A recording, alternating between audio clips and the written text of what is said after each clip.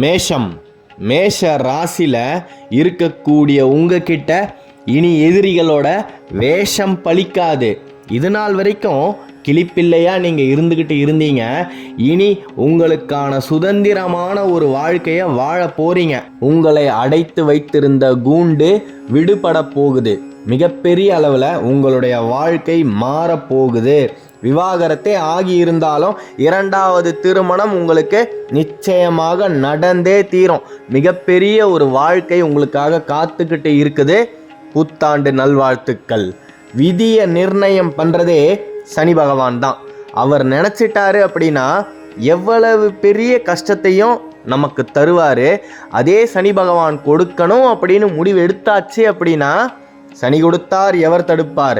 மிகப்பெரிய அளவில் சனி பகவான் உங்களுடைய வாழ்க்கையில் பல மாற்றங்களை உருவாக்க காத்துக்கிட்டு இருக்காரு. கடந்த ஒரு 2-3 வருஷமாகவே மிகப்பெரிய ஒரு நஷ்டத்தை சந்தித்து பயங்கரமான ஒரு மன உளைச்சல்ல நீங்கள் இருந்துக்கிட்டு இருக்கீங்க.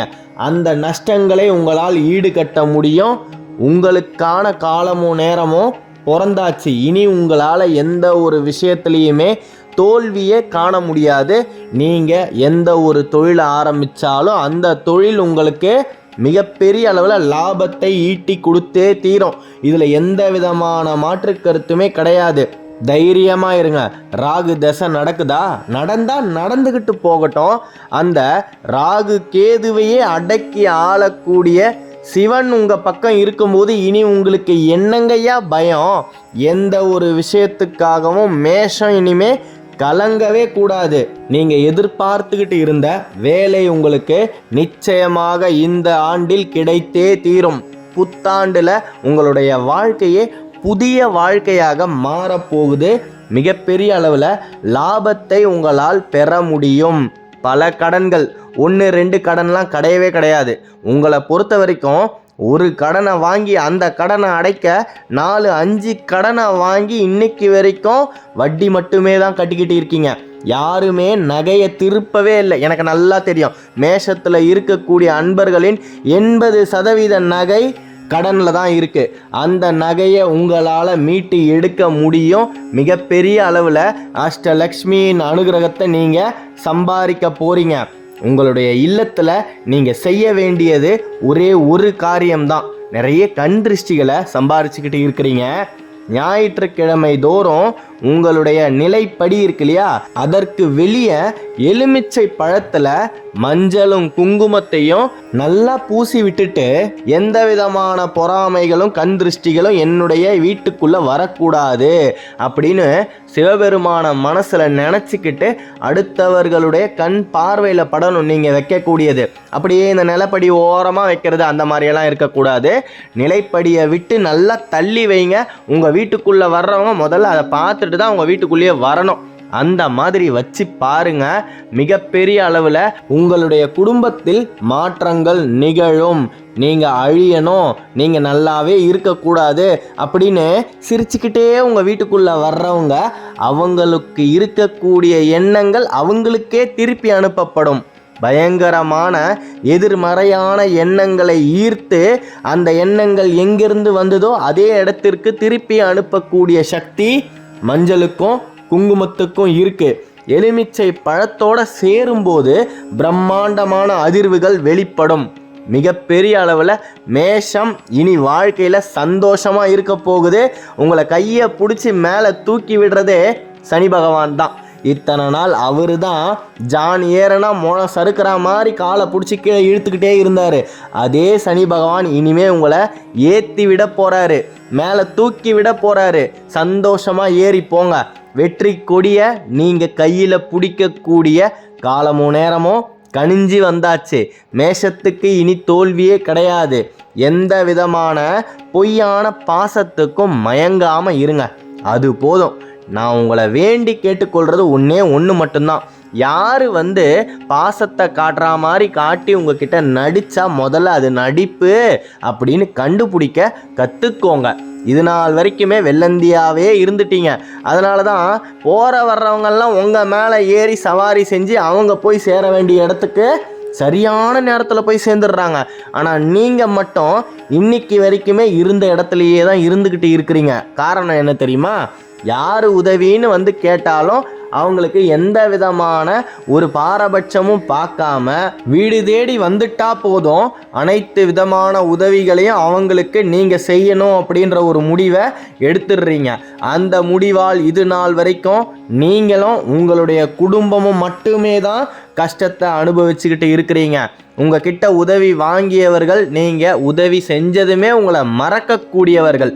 தயவு செய்து இனி நீங்கள் போடக்கூடிய ஒவ்வொரு உழைப்புமே ரொம்ப சக்தி வாய்ந்தது. அதை தேவையில்லாத இடத்துல விரயம் பண்ணாதீங்க. பொங்கு சனி மிகப்பெரிய அளவில் உங்களுக்கு இருக்கக்கூடிய அனைத்து திறமைகளையும் உங்ககிட்ட இருந்து அப்படியே பொங்கி விடும்.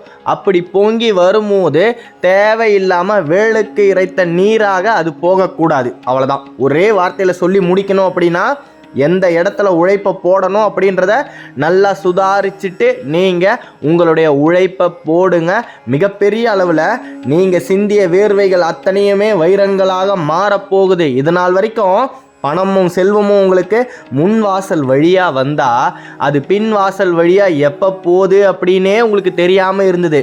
இனிமே மிகப்பெரிய அளவில் உங்களுக்கு தனம் பெருகும். அஷ்டலக்ஷ்மியில் முதல்ல உங்கள் வீடை தேடி வரக்கூடியது தனலக்ஷ்மி தான். அந்த தேவி கூடவே சிவபெருமானின் அனுகிரகமும் உங்களுக்கு தொடர்ந்து கிடைச்சிக்கிட்டே இருக்கும். படுத்தா இனிமே நீங்கள் நிம்மதியாக தூங்குவீங்க. எங்கே தூக்கம் வருது? படுத்தா தூக்கமே வராது மேஷத்தில் இருக்கக்கூடிய உங்களுக்கு. ஏன்னா மனசெல்லாம் பாரம். எப்போ பார்த்தாலும் பணம் சம்பாதிக்கணும், வாழ்க்கையில் முன்னேறணும், நம்மளை ஏளனமாக பேசியவங்க முன்னாடி நாம் தலை நிமிர்ந்து நடந்து காட்டணும் அப்படின்னு பயங்கரமான ஒரு மன உளைச்சலோடையே வாழ்ந்துக்கிட்டு இருக்கீங்க. இனி அந்த கவலையே வேண்டாம். மிகப்பெரிய அளவில் உங்களுடைய வாழ்க்கை மாறப்போகுது. நிச்சயமாக உங்களை கீழ்த்தனமாக பேசியவர்கள் முன்னிலையில் உங்களுடைய சிரம் உயரப்போகுது. அவங்க தலை குனிஞ்சுப்பாங்க.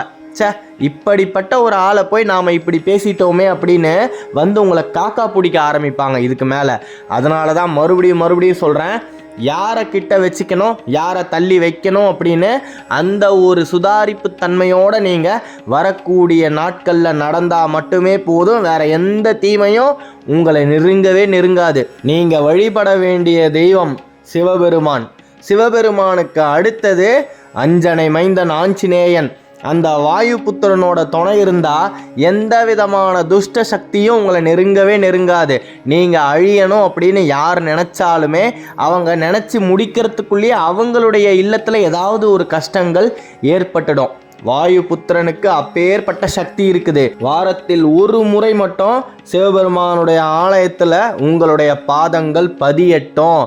அங்கே இருக்கக்கூடிய நந்தி தேவர்கிட்ட போய் உங்களுக்கு இருக்கக்கூடிய அனைத்து கஷ்டங்களையும் சொல்லுங்க. அடுத்த வினாடியே நந்தி தேவர் அதை சிவனின் செவிகளில் சேர்ப்பார். மிகப்பெரிய மாற்றங்கள் உங்களுக்கு நிகழ்ந்தே தீரும். 2025 பல அதிசயங்கள் உங்களுக்கு நடக்க போகுது. இடம் மாற்றங்கள் நிச்சயமாக ஏற்படும். இந்த இடம் இது வரைக்கும் உங்களுக்கு சரி இல்லாததுனால தான் உங்களுக்கு இடம் மாற்றம் ஏற்படுது. அதனால் எந்த விதமான மனக்குழப்பங்களும் இல்லாமல் வாழ்க்கை உங்களுக்கு எந்த இடத்தை காட்டுதோ அந்த இடத்துல போய் நீங்கள் வாழ்க்கையை தொடங்குங்க. மிகப்பெரிய அளவில் இனி உங்களுக்கு ஏற்றம் மட்டுமே தான், எழுச்சி மட்டுமே தான். இனி உங்களுக்கு வீழ்ச்சி என்பது கிடையவே கிடையாது. நம்பிக்கையோடு இருங்க. நீங்கள் உங்களுக்கான வேண்டுதல்களையும் சரி ஆசைகளையும் சரி நிறைவேற்றியே ஆகணும் அப்படின்ற ஒரு முடிவுக்கு வந்துட்டிங்கன்னா பிரம்ம முகூர்த்த நேரத்தில் எழுந்திருச்சு உங்களுடைய விருப்பங்களை எண்ணங்கள் மூலமாக இந்த பிரபஞ்சத்திற்கு மௌனமாக தெரிவிங்கள். 48 நாள் போதும், ஒரு மண்டலம். மிகப்பெரிய அளவில் நீங்கள் நினைத்த காரியங்கள் கைகூடியே தீரும். இது தேவ ரகசியம். சித்தர்கள் ரிஷிகள் மட்டுமே அறிந்த ரகசியம்.